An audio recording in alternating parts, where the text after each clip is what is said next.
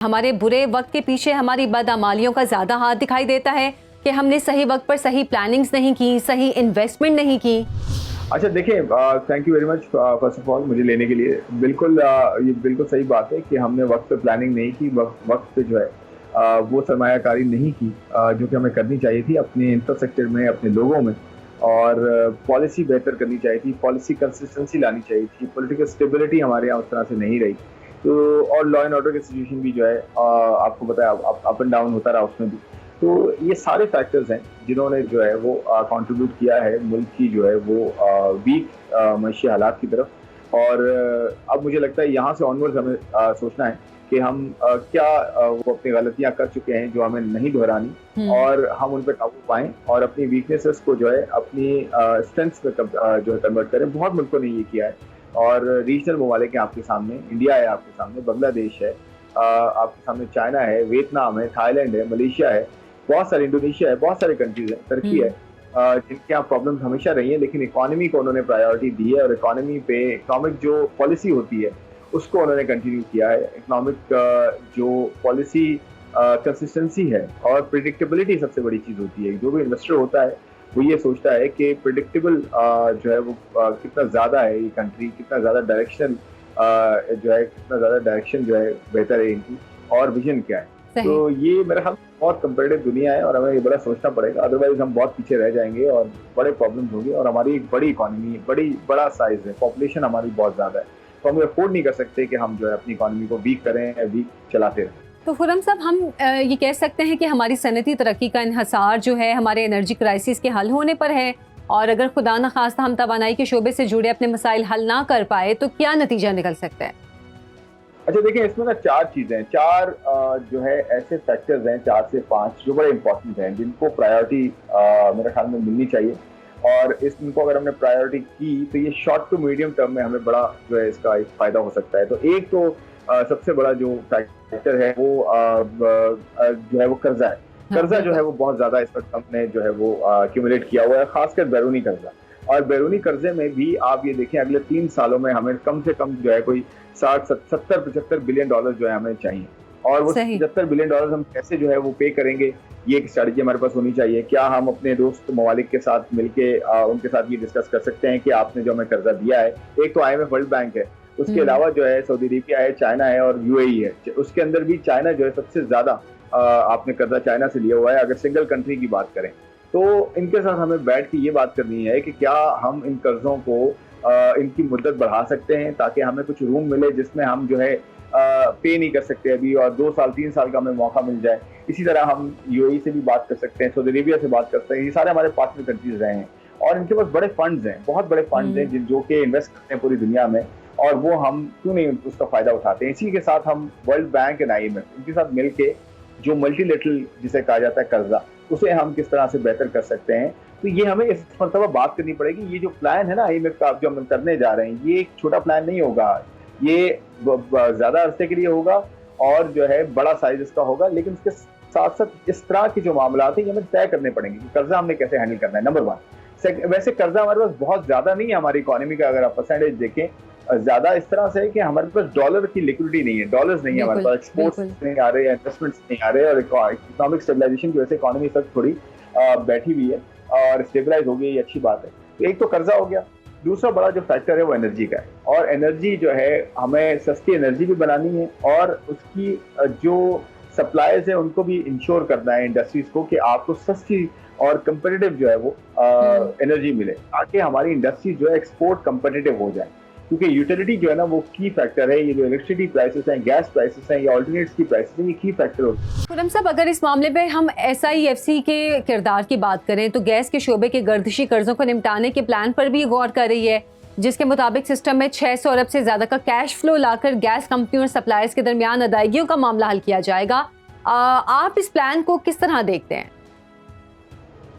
अच्छा देखिए, SIFC का रोल बहुत क्रिटिकल है और बहुत इंपॉर्टेंट जो है वो प्लेटफॉर्म है, जो कि ये जो प्रॉब्लम्स रही है ना, चाहे वो सर्कुलर डेट का इशू हो या वो जो है जो आपकी स्टेट ओन्ड एंटिटीज हैं उनको आगे लेके जाना हो, उन पे जो है वो प्राइवेटाइजेशन में उनका एक पुश हो, एजुकेशन से लेकर हेल्थ की भी अब बात हो रही है, तो ये जो एक एक SIFC का ग्रैंड जो एक प्लेटफॉर्म बना है ना, जिसमें सारे चीफ मिनिस्टर्स हैं, सारे स्टेक बिल्कुल। होल्डर्स हैं, इसमें PM इसको जो है वो ओवरसी कर रहे होते हैं, इसमें हमारी जो है सिक्योरिटी लीडरशिप की सारी है।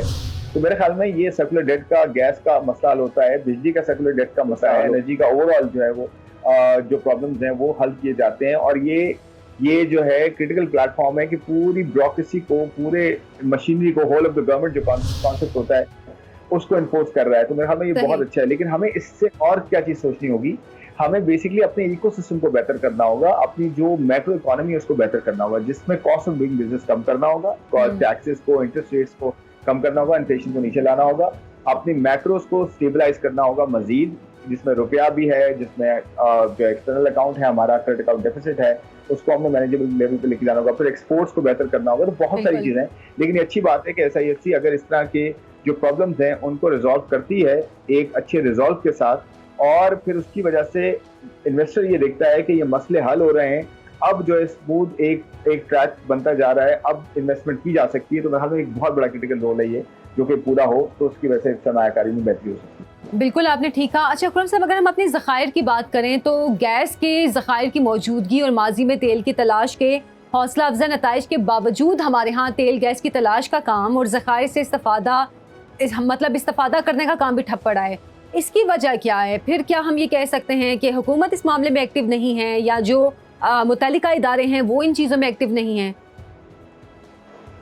नहीं, देखिए, ये ओवरऑल जो है रिस्पॉन्सिबिलिटी है, जो भी हुकूमत वक्त होती है उसका ये काम होता है प्लान करना कि वो अपनी एक्सप्लोरेशन पॉलिसी जो है वो बेहतर करे। हमारे यहाँ एक्सप्लोरेशन में सक्सेस रेशियो अच्छा रहा है, कामयाबी अच्छी रही है, लेकिन मसला ये रहा है कि हमने उसको एक्सपैंड ही नहीं किया, उस एक्टिविटी को बढ़ाया ही नहीं। हमने जो है हमारे पास जितना पोटेंशियल है उस हिसाब से हमने वो फीजिबल एनवायरनमेंट क्रिएट नहीं किया, जिसकी वजह से लोकल एंड फॉरेन इन्वेस्टर आके एक्सप्लोरेशन एंड प्रोडक्शन, जो ऑयल एंड गैस हम एक्सप्लोर करते हैं, अपनी मादनियात एक्सप्लोर करते हैं, इसमें हो हमारे पास सोने से लेकर, और हमारे पास जो है वो ऑयल एंड गैस से लेकर, हमारे पास जो है वो प्लैटिनम से लेकर 50,000 किस्म की हमारे पास जो है वो आपकी यहाँ जो है वो धातें हैं जिनको हम एक्सप्लोर कर सकते हैं। कॉपर से लेकर, कॉपर की तो आपके पास कानें हैं बहुत बड़ी बड़ी, जिसमें आपकी जो है वो ऑलरेडी एक दो फॉरेन कंपनियां काम भी कर रही हैं। और हमारे यहाँ कॉन्ट्रैक्चुअल और लीगल इश्यूज भी बहुत ज्यादा रहे हैं। आपने देखा था रेकोडेक का इशू कितना ज्यादा हुआ था, और हमारे यहाँ 2011 के बाद प्रॉब्लम हुए। तो ये भी प्रॉब्लम रहा है कि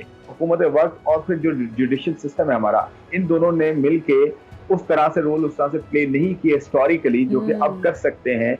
और अब कॉन्फिडेंस जो है रिस्टोर हो रहा है आहिस्ता आहिस्ता। तो क्यों ना हम ये अपनी जो बड़े बड़े हमारे जो फील्ड्स हैं, और बलूचिस्तान में बहुत ज्यादा ज़खायर हैं, QP में बहुत ज्यादा ज़खायर हैं, सिंध देखिए भरा पड़ा है ऑयल एंड गैस से, और पंजाब यूज करता है। ये सब चीजें हम कर सकते हैं। अपने मिनरल्स को, मिनरल का तो बहुत बड़ा जो है एरिया है जो कि SIFC के अंदर आता भी है, मिनरल्स का, जो एक्सप्लोर करके हम फॉरेन इन्वेस्टमेंट ला सकते हैं। और इसको हम ना सिर्फ ये कि रॉ मटेरियल हम जो एक्सप्लोर करके एक्सपोर्ट कर सकते हैं, बस बल्कि इससे हम वैल्यू एडिशन करके जो है, आपको पता है कॉपर जो है दुनिया में आने वाला जो वक्त, जो फ्यूचर है, कॉपर जो है वो एक बहुत बड़ा एक कंडक्टर होगा, जिसके थ्रू ये सारी चिप्स और ये सारी जो है वो सिलिकॉन काम करेगी। और ये जो जितने भी आपके यहाँ जो है चिप बेस्ड जो आपकी इंडस्ट्रीज हैं सारी, जो मोबाइल फोन है, कंप्यूटर्स हैं, ऑटोमोबाइल है, जितनी टेक्नोलॉजी है सारी चिप बेस्ड है, और इसके अंदर सबसे बड़ा कंडक्टर कॉपर होता है। तो क्यों ना हम कॉपर, हमारे पास बहुत बड़ी कान है कॉपर की, हम दुनिया के जो है वो टॉप 10 में भी आते हैं,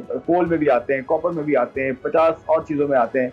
तो क्यों नहीं हम इनको वैल्यू एडिशन की तरफ लेके जाते हैं कि हम एक्सप्लोर करें, निकालें इनको बाहर, उसको हम वैल्यू एडिशन में क्रिएट करें, कोई प्रोडक्ट बनाए उनके अराउंड, कुछ हम अपनी सेमीकंडक्टर इंडस्ट्री क्रिएट करें, कोई हाई टेक इंडस्ट्री क्रिएट करें। दुनिया में इन्वेस्टमेंट इसी पे आ रही है, तो क्यों ना हम उसको क्रिएट करके जो है दुनिया को अट्रैक्ट करें, दुनिया आके हमारे यहाँ एक्सप्लोर भी करे और वैल्यू एडिशन में कन्वर्ट करके एक्सपोर्ट करें यहाँ से। तो बहुत बड़ा पोटेंशियल है जो कि एक्सप्लोर किया जा सकता है।